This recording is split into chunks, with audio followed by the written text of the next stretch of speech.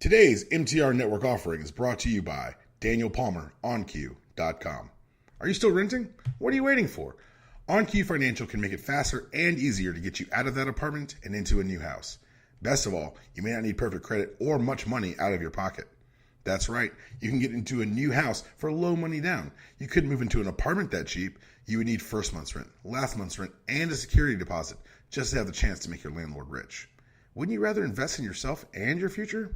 At OnQ Financial, our goal is to go above and beyond to assist in structuring a loan program at a competitive rate with a smooth and seamless experience to help you reach your dream of homeownership. Visit DanielPalmerOnQ.com and find out how to get on the right track to get out of that apartment and into the home your family deserves. Find out how easy it can be by going to the website, filling out a few short forms, and telling us exactly what you want that new house payment to be, and we'll do everything we can to make the dream of homeownership a reality. If you don't ask, the answer is always no. So find out how to get to yes at DanielPalmerOnQ.com. This is not an offer for extension of credit or commitment to lend. Some restrictions may apply. OnQ Financial, Inc. is an equal housing lender, NMLS number 5645, license GA 22050. Welcome back to the Unanimous Decision Podcast. I am your host, DPalm. Follow me on Twitter at DPalm66. Follow the show on Twitter at UDPod. Follow the entire MTR Network at, you guessed it, the MTR Network. You found us. Don't lose us. Subscribe in the iTunes Store. Subscribe on Spotify. Subscribe everywhere podcasts are given away for absolutely free. You're listening to this episode, which means you have subscribed, which means you're a smart person. Make sure you tell your friends to subscribe as well, because we are back not with an actual UDPod episode, but we're bringing back our interview series, Dope Talk. This is the place where I go through my life, which has been weird and interesting, and talk to the interesting and delightful people in it who do much cooler things than me. I just talk to them about them. And we had a couple last year. Life got in the way. Things slowed down. We've got a whole new brand new batch, rolling out for the spring. And we're going to start off with one of my oldest friends who now knows my first name is Daniel and not Scott, which is still one of my favorite stories of all time. We've got on the line, and I want to make sure I get all your titles in here correctly, Foz. You are not just the head coach, but also assistant athletic director at the KIPP School of New York, right? Yeah, I mean, definitely well, first of all, sorry, thanks for having me, Palmer. It's good to get back on the phone with you. I haven't talked to you in so long. Yeah, I mean, my role is definitely more focused on the football aspect. You know, as anybody knows who coaches football, has been in a football program, it is a year-round commitment, and you know, that's my greatest focus. But whatever our head athletic director, a former classmate of ours at Columbia, Erica Woda, whatever she needs me to help in regards to athletic duties, I always lend a hand whenever she needs it. Well, the reason I want to have you on, and thank you again for coming on, is because we see so many stories in the media, and I cover them on the show, and I cover a lot about, you know, kind of coaches gone bad and coaches who've done things that have violated the trust of their players and violated the trust of the parents that put into them. And it's always interesting and always uplifting for me when I know coaches, not just who affected my life, but people who I know are out there affecting other people's lives. I had one of my really good friends on, Wright Ward, last year on the main show. We talked about his experience in coaching and how he got to it from his parents being coaches and all that. But I want to talk to you about kind of your journey there first, but I want to start with how I know you. So you and I played football together for 3 years at Columbia University. You were one of the rare two-sport athletes. How was it juggling the rigors? And because I know what football asked of us, and I have a fairly good idea of what baseball asked of you guys. How did you balance all that and still getting out of Columbia in a reasonable amount of time?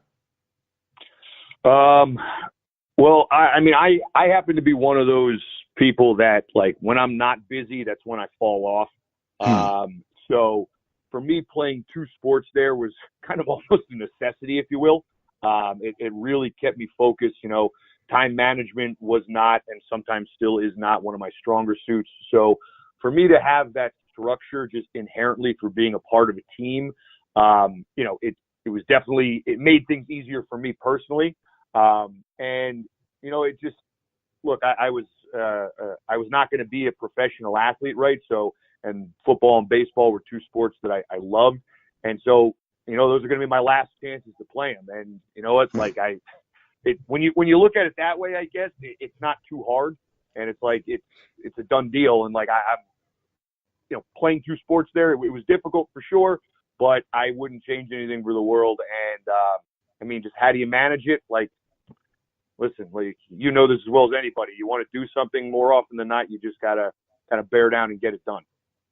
Amen to that. Do you find that in the current climate, we see people specialize? Oh, my kid specializes in badminton from 3 years old on. He's gonna be the best badminton player in the world. Just I'm sure someone out there is a badminton enthusiast, but I'm sure.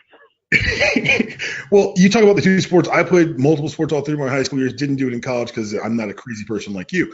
But do you find that kind of in coaching? Is it? Do you see that in parents and see that kind of in athletes where they say, "Oh, I want to focus on one thing," and you have to remind them that, particularly on the level that you're talking about, the level that you and I competed at before we got to college, it's you want to develop that well-rounded person. I was always grateful that my parents didn't let me focus on one thing. They let me explore my interests and find out what was best fit for me.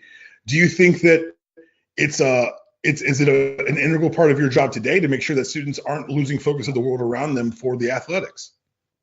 Oh, absolutely. I mean, if we're speaking right now just specific to the multiple sports thing, that's it's most common, as we know, soccer, baseball, basketball, and stuff like that, and it's just become the dominant part of the culture of the sport.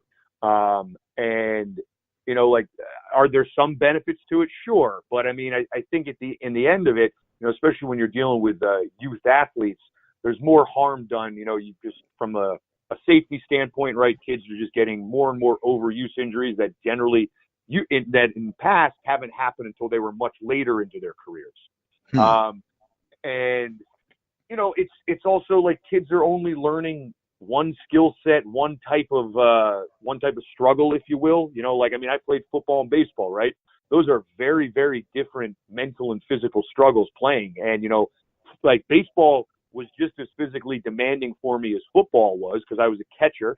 But it was a different type of demanding, right? Football, you get one game in the weekend and you're beaten up, but catching, I mean, you're squatting for 2 to 3 hours a day. And then playing where we played, there were weekends I caught 4 games in a row between Saturday and Sunday. So my body was just as beaten up, but in a different way. And then just in the mental struggle of the game, baseball's an entirely different battle than football is. And, so when you put kids in just one simple environment, they don't learn multiple ways to problem solve. They only meet a certain personality of other kid, right? Like one of my favorite parts about football is that there are so many varying skill sets working together at once, and with those skill sets come different personalities. And I'm not knocking any of these other sports, basketball, baseball, or soccer. They're great sports, and I love them. But I mean, you look at basketball. For the most part, everybody is dribbling, passing, and shooting, right? Baseball, you got to catch, throw, hit. In football, I mean, the difference between the left tackle and the center, both playing technically the same position, offensive line, are staggering, right? And you have wide receiver, very different wide receivers. So that's one of my favorite parts about football is that it brings all those things together. And recently, I was listening to a podcast from the lacrosse coach at Johns Hopkins. It was phenomenal. And he was talking about one of the other damages of focusing on one sport and a travel ball culture is that it believe it or not, it reduces a kid's competitive drive because in one instance, so let's say a kid's got, 5-6 games in a weekend, whatever it may be, or less even. If a kid loses game one, well, that means less to him or her because they have so many other chances throughout the weekend to win. And then on the flip side, if they win one, it also means less because it's just it's just another game. We got 3 more this weekend. So, it's an interesting thing with the travel ball stuff, and how you see that affecting kids in mental and physical and emotional ways. So, I encourage as many of my guys on my football team to play multiple sports. We try and get all of our linemen into wrestling. We try and get as many as possible into rugby because, they're great sports, but also they're transferable skills with football. But we never tell a kid he's got to focus on football only. I think that'd be damaging in so many ways, and it'd be incongruous with what our goals are as coaches, right? To make strong, well-rounded young people. And so, yeah, the solo sport aspect thing is definitely we haven't seen the full scale of its damage yet, but it's going to be something that really rears its head definitely more years down the line for sure. Well, before I want to talk more about everything you're doing, but I just want to spend a second on you because you brought up something that I've become more interested in. So after college, before I got into whatever life I'm in now, where it's podcasting and mortgages, and I'm not entirely sure what my life is, I was a sports agent. I stayed in football. I stayed in touch with it a little bit longer. And what's interesting, kind of the psychology of coaching, is something that I recognize in you, is that you, as a coach, you have to be able to deal with, particularly in football, like you said, a lot of different athletes, a lot of different skill sets. And it's interesting because the Harbaugh for Baltimore, whichever one, I don't think it's the milk one, it's the other one. The Harbaugh in Baltimore just got the other one. He got the extension now, and everyone says, oh, well, he was able to rebuild the team on the fly and what he did with Lamar Jackson. And when I looked at his resume, before he was a head coach, he was a special teams coach. And I listened to Dominic Foxworth's podcast, and he mentioned that playing for Harbaugh in Baltimore was great because no matter who you were on the team, he would try to build a rapport with you because he knew the best way to maximize your performance was to have you invested as a person. And so he said that being a special teams coach was helpful for that because in the NFL, sure, there's one or two guys who's on the team for special teams who's like, I'm making this squad because I'm going to run down and be a wedge buster. But there's also 10 other guys on that kickoff team who don't want to do it. And as a special teams coordinator, you had to convince them to do it for you. And one of the things I've always said about you, and I'm going to kind of be honest about you, is that in a room full of 115 Ivy League meatheads, you were kind of that connective tissue. If I know someone who played Columbia football from 2002 to 2006, we've all got a DeFazio story. And let's not repeat about 90. No, God, no. That's an all podcast conversation altogether. That's what me to text Rashad about later and be like, I had Foz on. You'll never guess what we didn't talk about. But I always admired that about you because you're able to build those bridges. Has that same aspect of your personality, that kind of all-inclusive nature, that kind of the way you bring life into a room, has that helped you connect with these players? Well, first of all, I appreciate you saying that. Thank you. And I mean, I would hope so. Yeah. It's, look, my favorite part of being a coach now, especially, and just being in sports, was being a part of a team. Right. And you obviously as an adult now, I appreciate it so much more. And whereas when I was younger, it was just kind of something that was, I didn't give too much thought to, but, talking about Harbaugh, right? What he's really saying is you got to get them to buy into you before they buy into what you need them to do, right?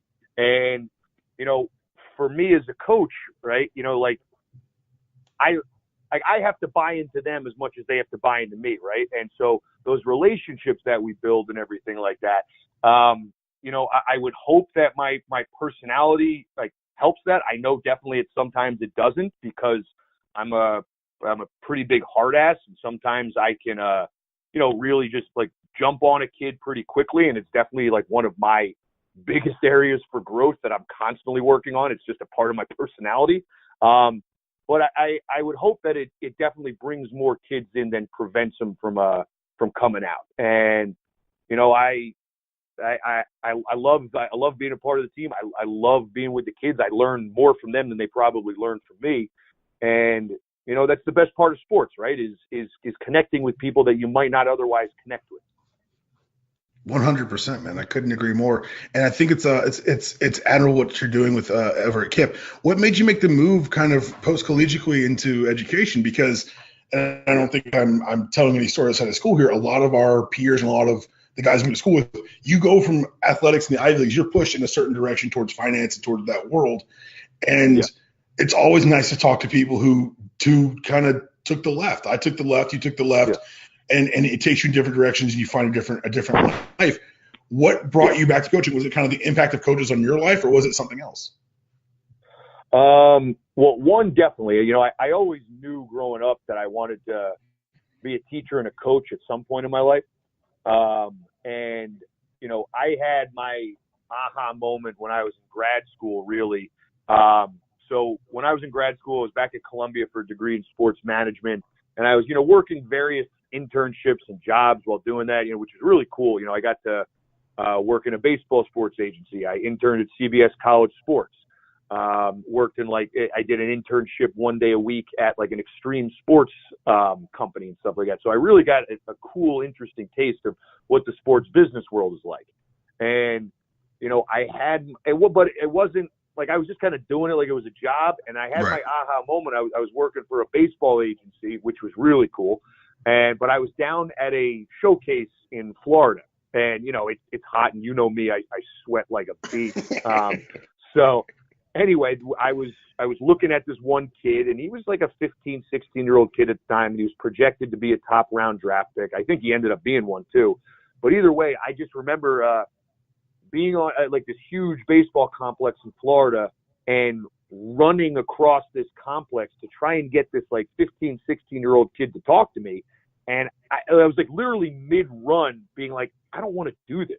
And I didn't want to like try and convince some 15-year-old kid to like me so I could make 5% off of them or whatever the percentage is. You know what I mean? Like, and I'm not knocking those guys in the baseball in the sports agency. They are necessary because athletes do get taken advantage of. It just wasn't the part of sports that I wanted to be involved with. Right.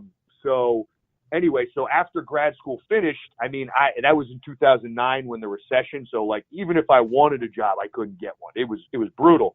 Right. And I'm sitting there like, man, like I graduated from Columbia and I'm about to be one of those guys that like wears this, like a big wooden sign on a street corner in New York and hands out pieces of paper for like $50 a day. Like that's where I was ready to go. So I ended up getting a job bartending.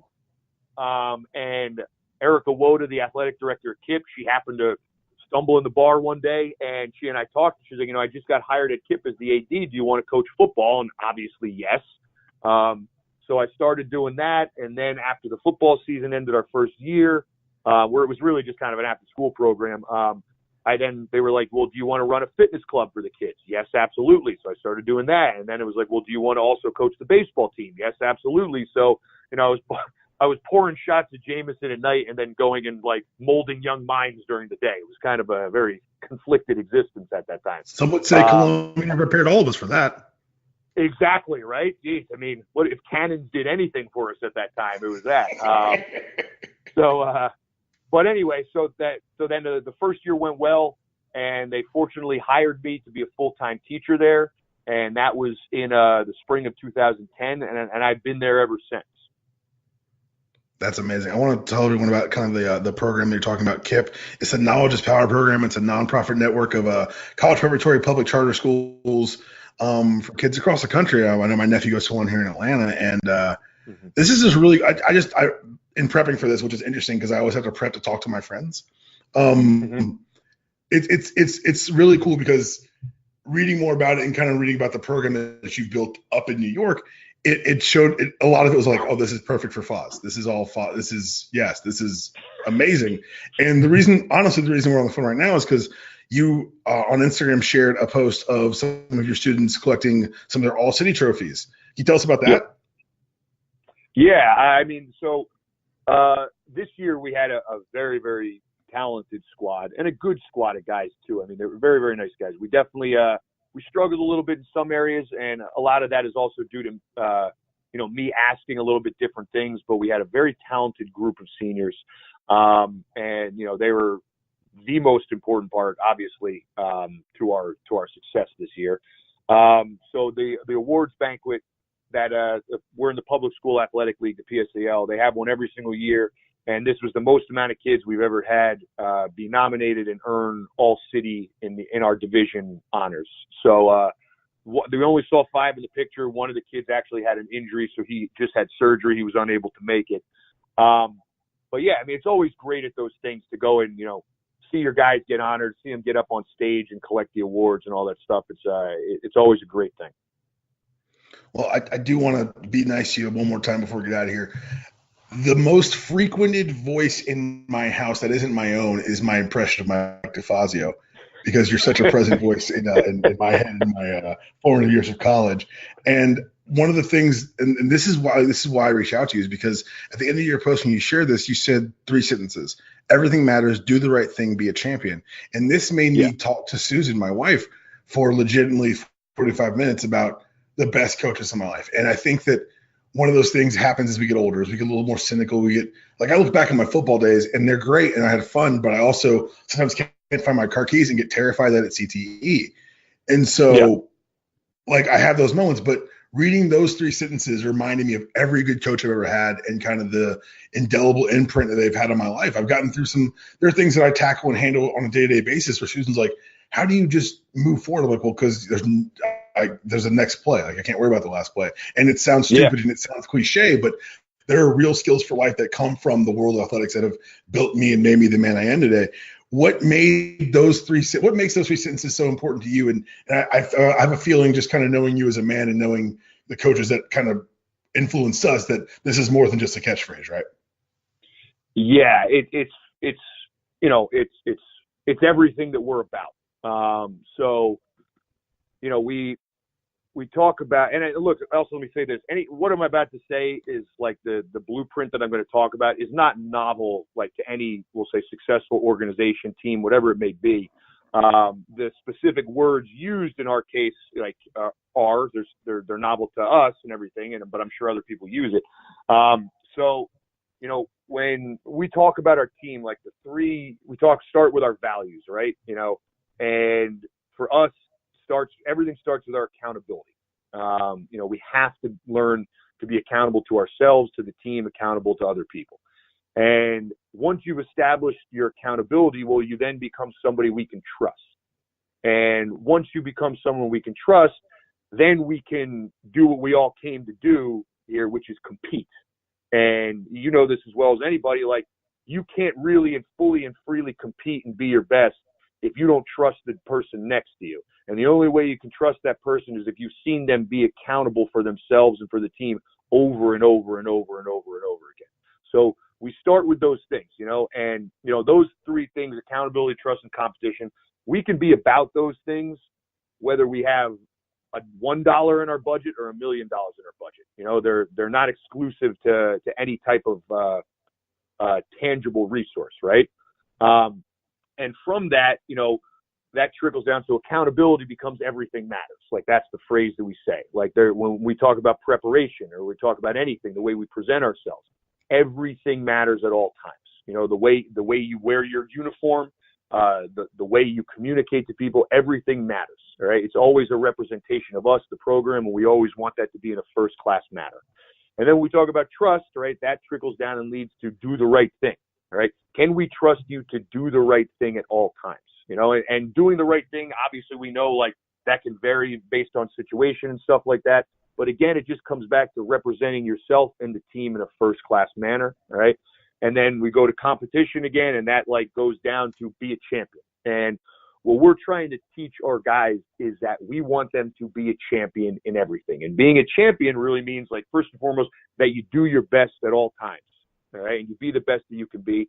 And then like, and quite frankly, it also is being better than others. I'm sure we could talk about it in 3 podcasts, about the problem with the participation trophy type thing. Like it's not bad to want to be better than someone or something else. It's not a bad thing. And now where you run into trouble is what people do with that when they are better. All right. Right. But that's not a bad thing to have somebody compete against another person, especially when it's like a fair setting. We both sign up for it. Like we're trying to be better than that person. You learn a lot about yourself in that process. And also, quite frankly, like that's how things evolve, right? Like one person does something, they're better than this group. And then that group who got beaten, well, they're like, well, we don't want that to happen again. So we're going to get better. And it just keeps making everyone and everything around us better. So those 3 things, we repeat that every single day before practice. Everything matters, do the right thing, be a champion. It's not lip service. And it's how the coaches, communicate with the guys. And it's how the guys learn to communicate with each other. Like they say those things to each other. The coaches say, hey, like this is not a reflection that everything matters to you. This is not an example of you doing the right thing. Like if we're going to do these things, we're never going to be a champion, So it is who we are as a program. And it's vital that it gets repeated every single day. And more than anything, as you saw with those, like they're not just applicable to football. Like we talk to them about it in academic settings. We talk to them about it in character settings. So yes, those 3 words, it's more than just a catchphrase. It's everything that we are about as a program. Well, I'll tell you right now, man, it sounds like you're building some pretty good football players, but even better men. And I want to thank you for taking the time to talk to me, talk to our listeners. Guys, this is Michael DeFazio. He is a damn good football coach, an even better man. And I'll tell you right now, if he was my coach, I wouldn't just you wouldn't have to ask me to tap up. I'd be all in, full bus or whatever that means. Oh, God, remember that, dude. Before we get out of here, let me do a little housekeeping. You're listening again to the Unanimous Decision Podcast. This has been our Dope Talk series. We do interviews with people in my life who do very cool things. This week, you've already heard myself and Susan Espalm do our first episode of Between Two Palms. That's going to be our walkthrough to the upcoming Avengers Endgame. The end of this week, we're going to have Nada from Dime Up Rocks and from the Locked On Hornets podcast to preview the Super Bowl that'll be dropping on Friday. I know there's a character corner coming out this week. I know that you got our reviews coming out. Make sure you subscribe everywhere you can. Super Tuesday podcast, Character Corner podcast, MTR main feed, but most importantly, the Unanimous Decision feed, Spotify, iTunes. Leave those 5-star reviews. I will read them on the air. That was your show. This is your outro. See you guys later this week.